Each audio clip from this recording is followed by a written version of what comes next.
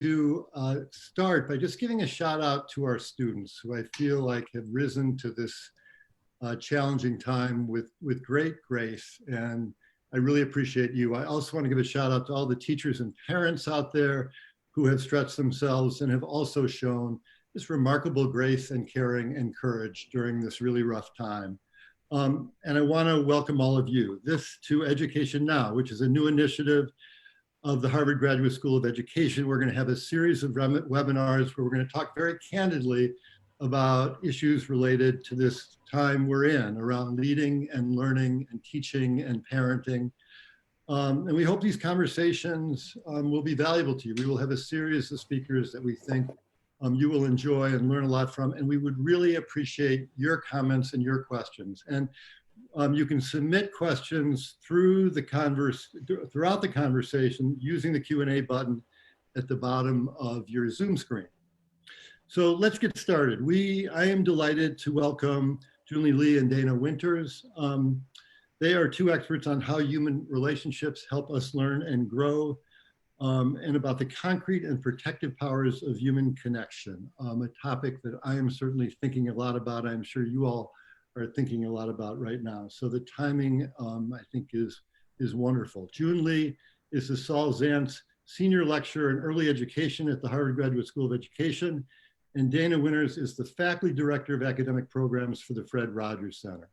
Together, they partner on the Simple Interactions Initiative to promote and affirm human interactions and relationships across developmental settings around the world. It is wonderful to see you, Junlei and Dana, and thank you so much for joining us.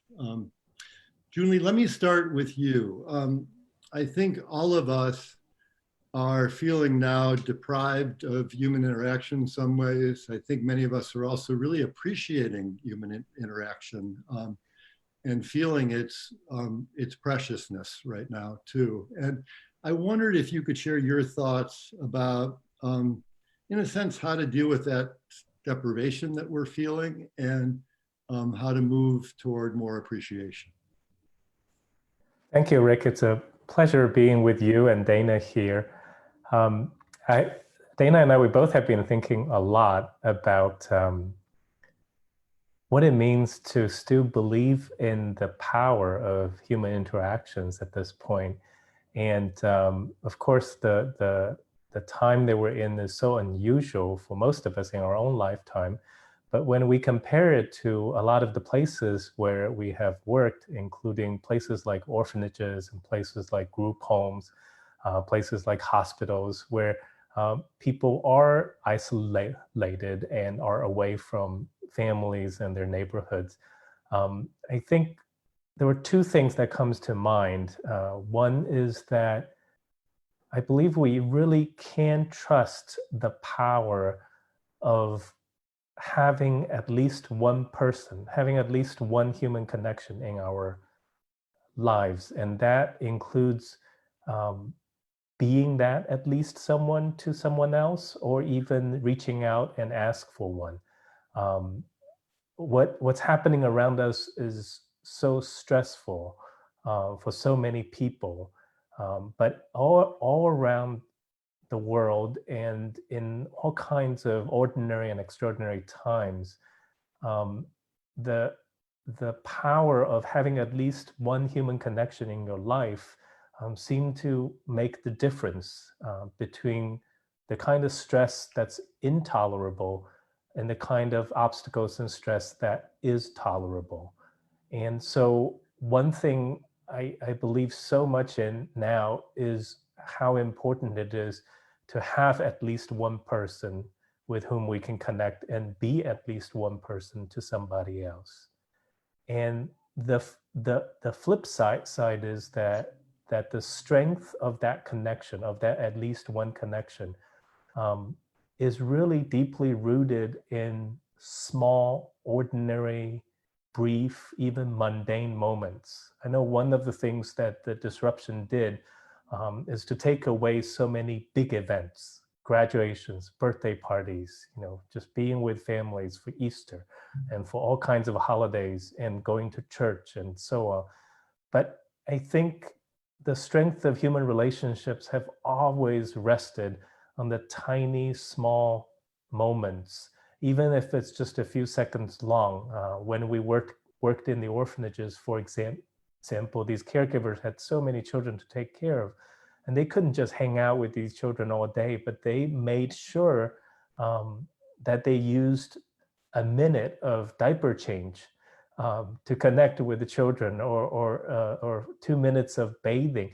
I mean, just these tiny little things, they really add up. And I believe in that. And I believe that all of us, no matter our circumstances right now, can really trust in the power of what we as human beings can bring to other human beings. Well, that's all beautifully put. I wonder, Jimmy, do you have any, I don't know, examples from your own life of things you're doing right now to create and sustain human contact, or things, or it could be a recommendation for a teacher or parent right now of a small thing that would be meaningful? And I think a part of it for us as well as for others is to keep doing some of the things that we've always done. Our old neighbor, who has been a grandmother to my children ever since my children were here, she's in a retirement home, and the retirement home has completely blocked off any access in or out. And even the residents couldn't be with each other like they normally would. And so every day, once or twice a day, we would call her, we would FaceTime her. Sometimes it takes, 15 minutes to get the FaceTime to work for her. But we do that every day. But we've been doing that almost every day for years. And this is just the time that we really remember that this is really important. And I just think that there are so many different ways for people to show and to express that level of connection and caring with each other. Part of the work that Dana and I are doing, what we find is that all around the world, all across the settings, there isn't just this one way, this one textbook way to express care, to connect with each other. We have found, from teachers to caregivers to families, there just people seem to be able to creatively and adaptively find so many different ways to express that sense of connection and care with people who are near and with people who are far. well, thank you. I want to draw Dana into this conversation. And Dana, I want to ask you something similar. I know you are homeschooling your kids. You're one of the many parents out there who are dealing with that challenge, which I'm sure gets crazy and very stressful sometimes. But how are you managing to stay connected to people? And are there particular ways that you're guiding your kids in staying connected to people? Sure. So I am now a homeschooling mom of a 6-year-old and an almost 10-year-old. We are truly testing the limits of our internet capabilities right now as they are still engaged in schooling. But when we look at staying connected, what we're seeing is a little bit of intentionality now around things that used to be maybe taken for granted, or things that used to be really intuitive to us on how we would connect with others. So my 10-year-old came down this morning and said, "Mom, I need 5 envelopes and 5 stamps." And she had written letters to family members and to her friends, completely unrelated to anything that I had done to guide her to that. But she saw that as a way of staying connected. It's not something she would have done before this time. So she's even taking that extra effort to be intentional. And I think we're seeing that in a lot of places that is, and this is familiar to our work as well. When resources are limited, when uncertainty is high, we see the true resourcefulness of people. And we see them working hard to stay connected, working hard to bring a sense of normalcy, especially for those of us who are now trying to think about what this means for our children, is that we try our best to bring some kind of level of normalcy for them. And that takes some intention and some planning. around things that maybe were intuitive before, but we're starting to notice what those things are.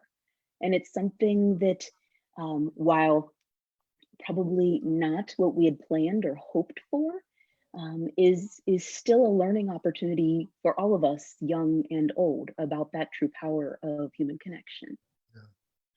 Let me just also ask you, I mean, I think this is also a time where people are feeling like they're having to renegotiate lots of boundaries that they've developed over long periods of time, and regulate their relationships differently. We're all together more than we plan to be, more than we often wanted to be. And I'm wondering, in terms of conflict, in terms of stress, and maintaining human connection, whether there are things that you're finding are helpful, or there are ideas that you'd like to offer. And Junlei, you may want to jump in here too.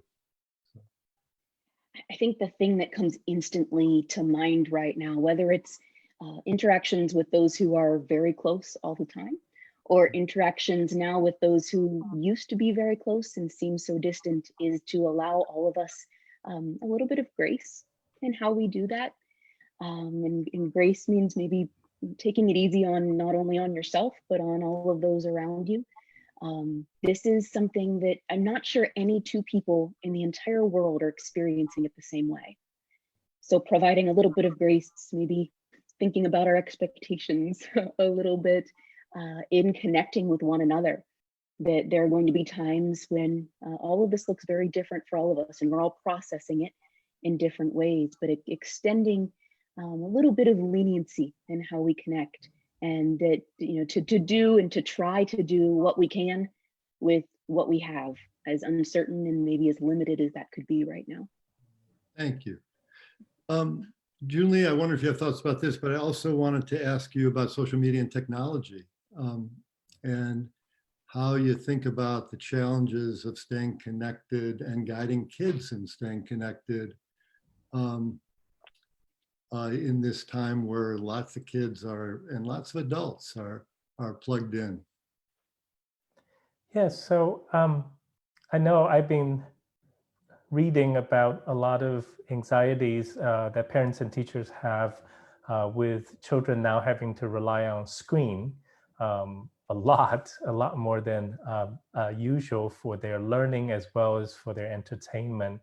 And I know people have always been anxious about that, and rightly so. But I think in this particular time, I felt that perhaps the most important question when it comes to screen time or media is something that Dana said earlier, which is it's really a question about connection, right? It's not just about our Wi-Fi connectivity, but the human connectivity. In the course of our work, whether it has to do with technology or whether it has to do with just face-to-face interactions, I think we pose this question, which is how does something encourage, enrich, and empower the human interactions? So in this context, we may ask, how does the use of, a screen device, the use of 30 minutes watching something, on YouTube or whatever it is, how does that encourage, enrich, and empower the human interactions at home, or between children, or between adults, or between teachers and children? And I think we probably do not need to stress out worrying about, if this particular content right now is absolutely educational in the former schooling kind of a sense. I can see perfectly a case to be made if you can imagine that a few siblings and family members sitting down and watch something silly and goofy and quote unquote non-educational for 5, 15, 10 minutes, just so that everyone can take a breather and can lean into each other. I think that would be an example of a kind of a use that brought people closer together. Great. Dana, I'm gonna shift back to you, and pretty soon we're gonna start taking questions. We have a ton of questions here, which is wonderful. We're not gonna be able to get to them all, but we will get to as many as we can. Dana, I just wanted to talk to you about your relationship with educators now, and how you're interacting with teachers, how you're interacting with school folks. If you have ideas about, as parents, how we can interact more effectively and respectfully with teachers during this time, and thoughts for teachers as well. Yes. So, as I said before, so much of this is so different for everyone, and our teachers are feeling a mighty big loss right now too. They're missing the faces of their students. They're missing those interactions, and a lot of them have taken to very new methods of teaching and engaging students, which is incredibly commendable for what they have been able to do in a very short amount of time. Communication within that is ever more important now.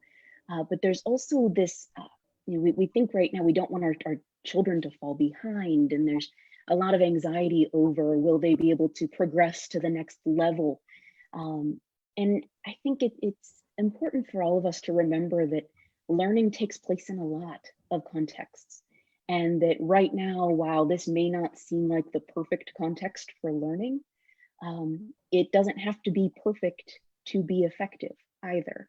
And that when we communicate with teachers right now, with families, with anybody who is trying to make sense of a new normal for their children, stress that idea that it doesn't have to be perfect to be effective, that learning is ongoing and learning takes place through curiosity and imagination, and in very new ways, just as connections are taking place in many new ways.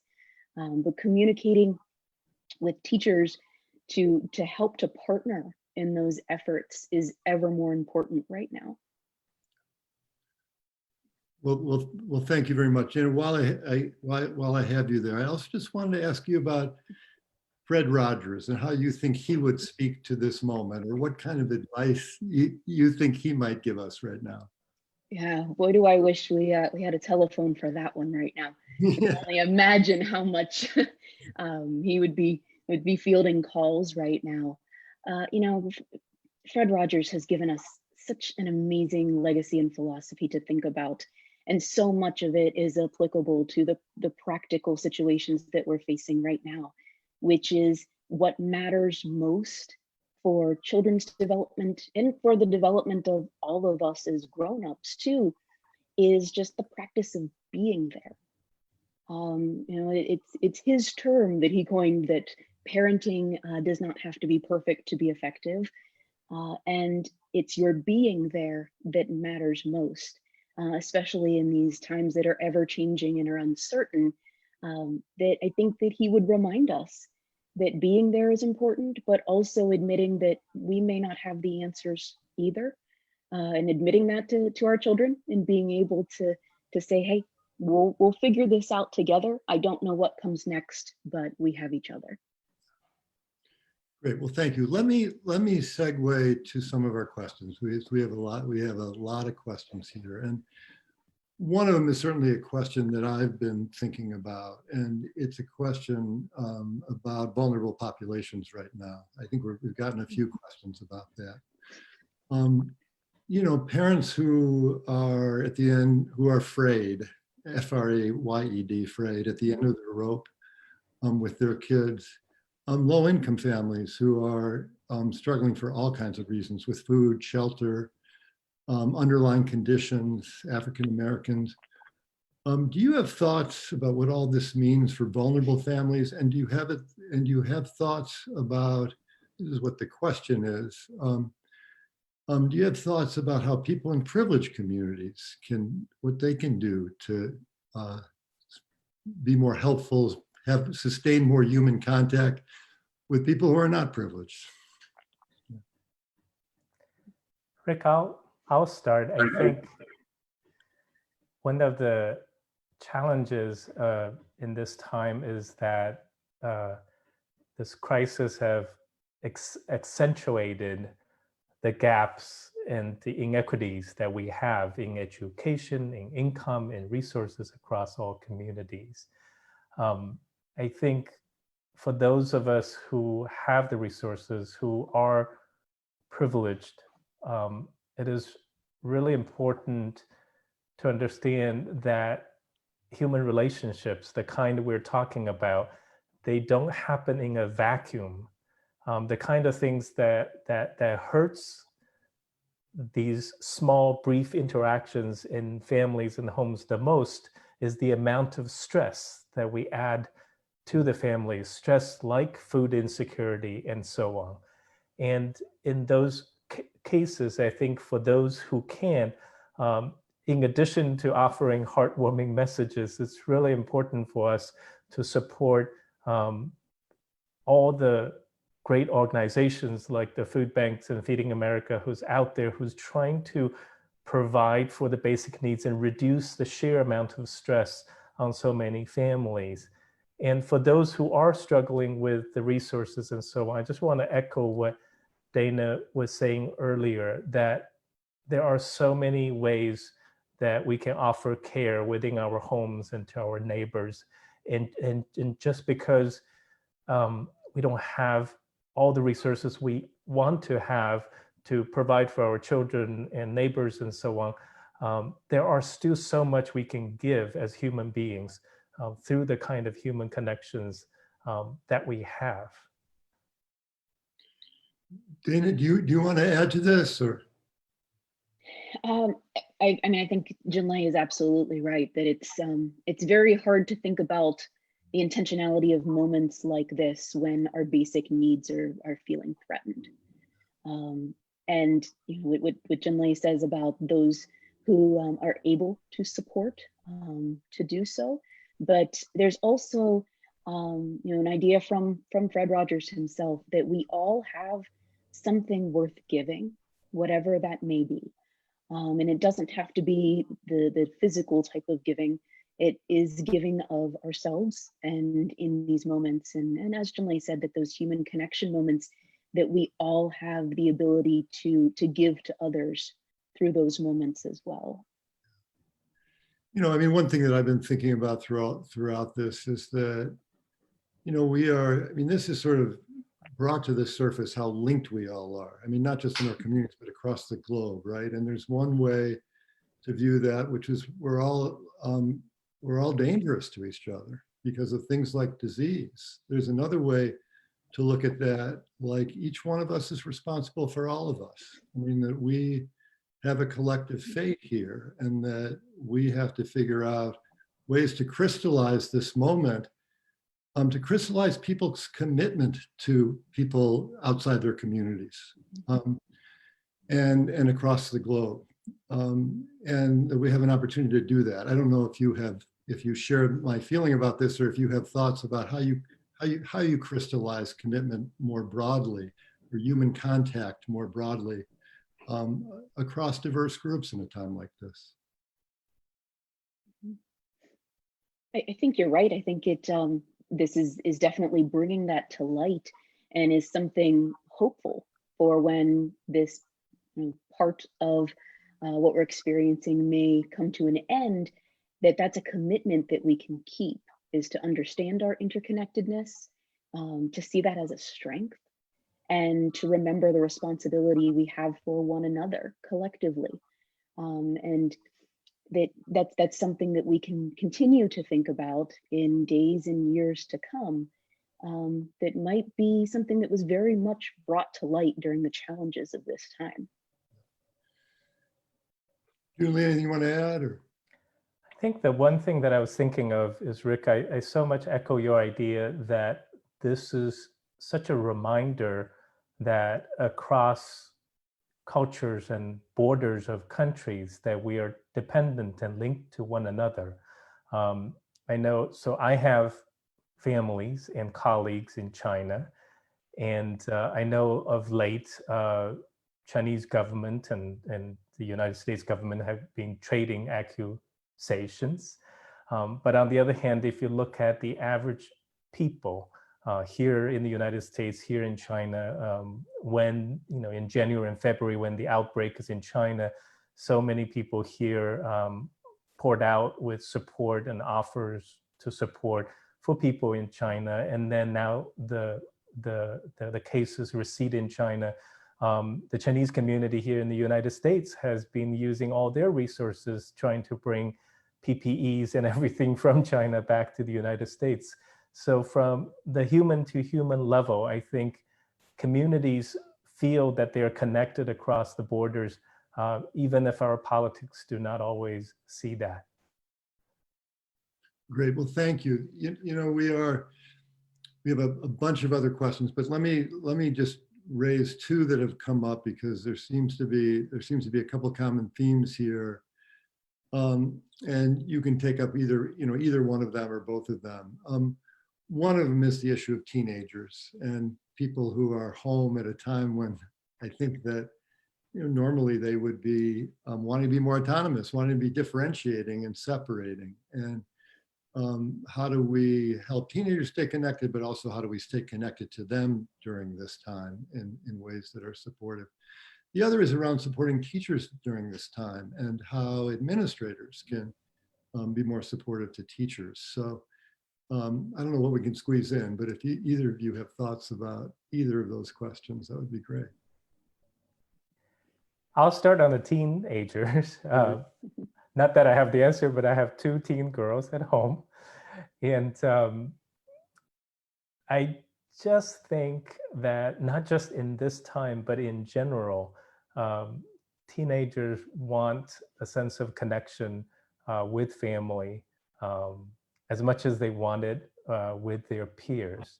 And it doesn't have to take the form that we grown-ups think that it's going to take.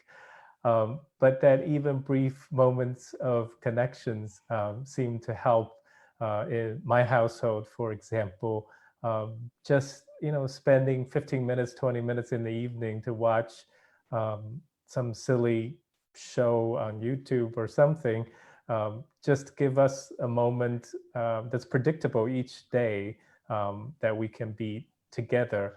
They don't need us 24 hours a day, but I also think that teens are at that moment that they're learning a lot from the grown-ups around them, not about academics, but about how we grown-ups deal with uncertainty, how we choose to connect and how we reach out intentionally, like what Dana was saying, and how we learn to coexist in very tight spaces, day in and day out. There are so many things I think teens can catch from the grown-ups around them, whether they're families or teachers over these Zoom sessions. Yeah. Well, very well put. I just want to reinforce one thing you said. I think we have this idea in this culture anyway, that in adolescence, teenagers sort of spin out of our orbit. They become these alien creatures, and hopefully they come back after 5 years or 6 years. And I do think they stay connected to us, and it's sort of our work to figure out how to maintain those connections and make them be meaningful anchors for them. Dana, did you want to add anything to this? Well, I don't have teenagers quite yet. I actually have more experience supporting teachers than supporting teenagers. So I'll just take a little bit the second question that you have there.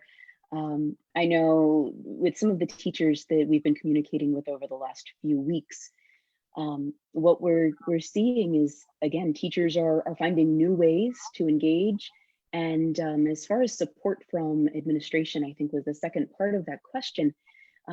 We are in pockets now seeing a much more deep respect for teachers in the craft and the art that they have. And what we're seeing are teachers are coming through with amazing ways of staying connected and staying engaged, from driving through neighborhoods to honk their horns for their students, to sending small videos with messages of we miss you and we hope to see you soon, but also in engaging them still around learning. And I really truly hope that that respect remains, that aside from all of the structure that was in place, teachers remain committed to the needs of their students. And I hope that we do everything we can to stay committed to the needs of the teachers as they navigate this as well. Well, in the silver lining department in all this, and I think there are a number of silver linings, if teachers if we come out of this with people really respecting the craft of teaching and recognizing the awesome work that teachers do day to day, that would be a wonderful thing. We have run out of time, but I wanted to, I've asked Dana and Junlei, we've asked them to share a few key takeaways and to leave you with that we hope will be concrete and helpful to you going forward. And I'm not sure, there they are. I know, Junlei, you want to start? Sure. I won't reread what's on the screen, but I wanted to share that at this time, I think any person who is able to reach out, whether it's near or far, whether it's at home or across the Zoom session and so on, any person who reaches out to maintain, to start, to continue a connection with another person is a helper. And I think at this time, we can all appreciate how important it is to lift up our helpers and help them, whether they're first responders, second responders, third responders, no matter where they are. Anyone who connects with another human being is helpful now. Dana? And you know, that's a perfect segue to thinking about, you know, the line of you don't have to be perfect to be effective. But there's a concept from Fred Rogers that we like to think of in times like this called helpful appreciation, which is now to be helpful for others means maybe providing that grace and appreciation for who they are in this moment right now, while we're all trying to navigate something very unknown to each and every one of us. All right. Well, terrific. We were gonna attempt a virtual high five, and I'm not sure if we can do it, but should we give it a shot? We should try. I'll do it on both sides. Just in case. Yep. This way too. Giving high fives to all of you out there too. We are linked with you. I want to thank you again for joining us, and I wanted to tell you that we will keep taking your questions on Facebook, and stay in touch and check out hgse.me